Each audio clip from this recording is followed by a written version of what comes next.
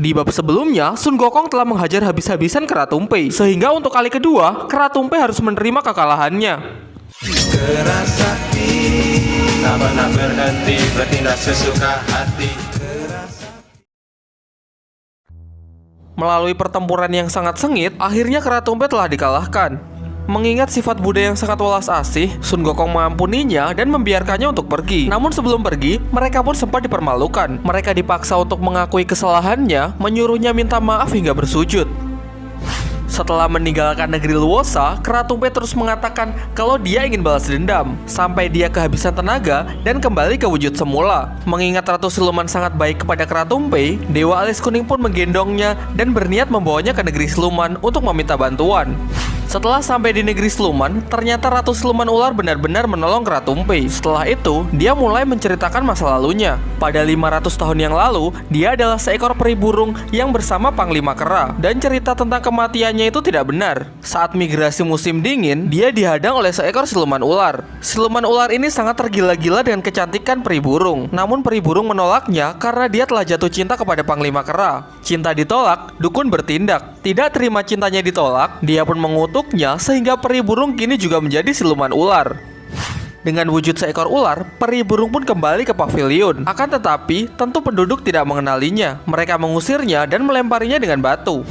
Merasa sudah tidak punya tempat lagi, peri burung pun setuju untuk menikahi siluman ular. Namun di malam pertamanya, peri burung menggigit anunya hingga putus, kemudian mengambil pil silumannya dan berhasil menguasai negeri siluman.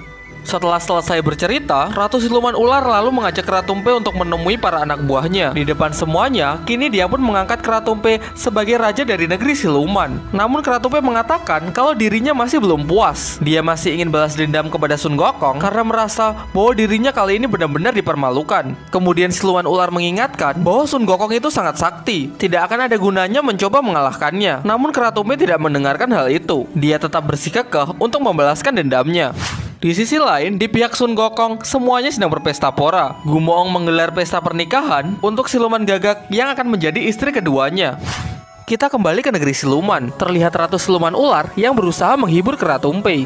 Namun sedikit pun Keratumpe tidak bergeming. Ia masih memikirkan bagaimana cara mengalahkan Sun Gokong. Ditambah lagi, ketika dia melihat dengan cermin sakti, terlihat Sun Gokong yang sedang berpesta pora seakan-akan sedang menikmati kemenangannya. Lalu dengan penuh emosi Keratumpe mengatakan kalau dia akan memimpin pasukan untuk menyerang negeri Luosa. Namun Ratu Siluman melarangnya. Menurutnya, hal itu sangat beresiko. Sun Gokong tidak cuma bisa memukul pil siluman keluar, bahkan dapat membunuh Keratumpe. Akan tetapi, rasa dendam di dalam hatinya kian membara, hingga dia tertidur dan memimpikan apa yang selama ini dia idam-idamkan. Dia dapat mengalahkan Sun Gokong dan menjadi orang paling berkuasa di dunia. Namun dia harus menelan kenyataan pahit karena itu semua memang cuma mimpi. Kemudian dia meluapkan emosinya kepada siluman mimpi karena secara diam-diam ternyata dialah yang memanipulasi mimpinya. Meskipun tujuannya baik, yaitu untuk menyenangkan Keratumpe. Malam harinya, dia kembali bermesraan dengan Ratu Siluman Ular. Di tengah pembicaraan mereka, Ratu Siluman memberikan suatu pengakuan, yaitu untuk melatih kekuatan pil siluman hingga dapat mengalahkan Sun Gokong dibutuhkan waktu setidaknya 500 tahun. Jelas Keratumpe tidak bisa menunggu selama itu. Kemudian Ratu Siluman pun menawarkan suatu alternatif. Dia pun menjelaskan bahwa di dalam tubuhnya terdapat pil siluman ular. Jika pil siluman Keratumpe digabung dengan pil siluman ular miliknya, maka kekuatannya akan setara dengan berlatih 500 tahun. Singkat cerita, transfer pil pun dilaksanakan. Tentu hal ini bukan tanpa resiko. Dalam waktu yang cukup lama, Ratu Siluman Ular akan kehilangan seluruh kekuatannya karena pil silumannya telah diambil. Sementara itu, Sun Gokong dan yang lainnya sedang melanjutkan pestanya. Mereka semua mabuk-mabukan hingga tak ada yang sadarkan diri. Mereka semua terlelap hingga sama sekali tidak ada yang menyadari kedatangan Dewi Kuan Im. Tujuan dia datang kemari adalah untuk memperingatkan Sun Gokong bahwa dia akan menghadapi rintangan yang sangat berat. Hingga Dewi Kuan Im, bahkan Buddha Rulai sekalipun, tidak akan dapat membantunya. Namun hal itu sia-sia, karena kesadaran Sun Gokong saat ini sudah benar-benar hilang. Pagi pun telah tiba. Terlihat di atas tebing, Keratumpe sudah berhasil menyempurnakan kesaktiannya. Kini dia memiliki kekuatan yang levelnya jauh di atas Sun Gokong. Kemudian Ratu Siluman menjelaskan, meskipun kini kekuatan Keratumpe telah sempurna dan bahkan jauh melebihi Sun Gokong, namun ia tetap bisa dikalahkan. Hal itu dapat terjadi ketika kekuatan dari keenam pendekar digabungkan. Keenam pendekar itu adalah Siluman Kerbau, Putri Kipas, Siluman Gagak, Sun Gokong, dan Gajah Tingti. Namun untuk pendekar yang keenam, dia masih belum mengetahuinya. Di waktu yang bersamaan, terlihat Parkit kecil sedang menyendiri di sebuah pantai. Tentu saja sudah jelas bahwa dia sedang memikirkan Sun Gokong. Namun tiba-tiba perhatiannya teralihkan ketika dia melihat seekor elang sedang memburu kawanan kura-kura. Lalu dia mengusirnya dan berhasil menyelamatkan seekor kura-kura. Namun ternyata, kura-kura yang ia selamatkan adalah jelmaan dari siluman. Dia adalah istri Perdana Menteri kura-kura dari Istana Naga Laut Timur yang selanjutnya cukup kita sebut Paman Kura-kura. Sebagai tanda terima kasih, mereka lalu mengajak Parkit kecil pergi ke tempatnya. Karena terkenal sebagai ahli dalam meramal, lalu Parkit kecil meminta agar kisah cintanya dengan Sun Gokong diramal. Alih-alih meramalkan kisah asmaranya, ramalan malah mengatakan mengenai rintangan yang akan dihadapi Sun Gokong dalam perjalanannya ke barat. Dalam ramalan dikatakan bahwa Sun Gokong akan kembali berhadapan dengan Kratumpe. Sun Gokong sendirian tidak akan mampu menghadapinya, sehingga untuk melawannya dibutuhkan gabungan dari keenam pendekar, yaitu tinju kerbau milik Gumoong, kipas pala milik Putri Kipas, mulut gagak milik Siluman Gagak, toya sakti milik Sun Gokong, dan tendangan Gajah Tingti. Sedangkan untuk pendekar keenam, Paman Kura-kura juga sama sekali tidak tahu. Kemudian ia mengatakan kalau dengan 5 kekuatan pendekar saja sudah cukup untuk mengimbangi Kratumpe. Sebenarnya pendekar keenam adalah dirinya sendiri. Namun karena dia orang yang penakut, ia pun merahasiakannya karena dia sama sekali tidak ingin terlibat dalam pertarungan. Di sisi lain, Kratumpe naik ke kayangan. Dia bertemu dengan Nacha dan sempat bertarung dengannya. Namun jelas Nacha kalah telak. Tidak cuma bisa merampas bendera pengubah cuaca, Kratumpe juga berhasil menelannya.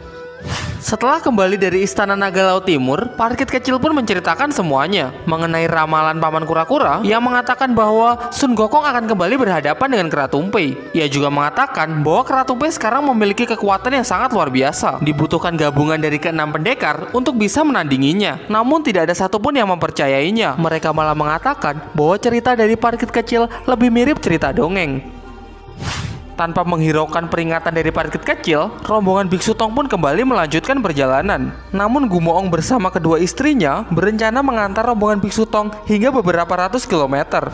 Kratumpe yang terus mengawasi pergerakan mereka nampaknya sudah mulai kehilangan kesabaran. Namun mengingat pesan dari Ratu Siluman Ular bahwa sangat beresiko menyerang mereka ketika para pendekar sedang berkumpul. Menanggapi hal ini, Siluman Mimpi pun mengajukan suatu ide yang dapat memecah belah mereka. Malam harinya, semuanya pun tidur dengan nyenyak hingga Siluman Mimpi muncul dan memanipulasi mimpi mereka. Dalam mimpinya, Putri Kipas ditindas oleh Gumoong dan Siluman Gagak. Ya, pokoknya dia sangat tersiksa hingga dia tersadar dan membawa emosinya ke dunia nyata. Ketika emosinya telah memuncak, dia pun mengipas Siluman Gagak hingga terlempar. Akhirnya mereka berpisah dengan rombongan Biksu Tong untuk mencari Siluman Gagak karena Putri Kipas merasa bersalah. Namun di perjalanan, mereka malah dihadang oleh Kratumpe. Tentu Kratumpe tidak menyanyiakan kesempatan ini. Dengan kekuatan yang ia miliki, dia pun langsung menghisap keduanya. Setelah itu Kratumpe langsung pergi ke tempat Siluman Gagak untuk menelan Gajah Tingti. Sementara itu, rombongan Biksu Tong telah bersiap untuk melanjutkan perjalanan. Sebelum sempat meninggalkan kuil, terdengar suara yang menantang Sun Gokong untuk bertarung. Tidak salah lagi, ini adalah suara dari Kratumpe. Kini mereka baru mengakui kalau ternyata Parkit kecil memang tidak berbohong. Dengan kepercayaan diri yang sangat tinggi, Sun Gokong masih yakin kalau dia bisa mengalahkan Kratumpe untuk yang ketiga kalinya. Sehingga dia menyambut tantangan ini dengan penuh sukacita. Di bab selanjutnya, Sun Gokong akhirnya bisa dikalahkan. Ia pun menyerah dan kehilangan seluruh kekuatannya. Jangan, Kak. Toya ini bisa menghabisi nyawamu.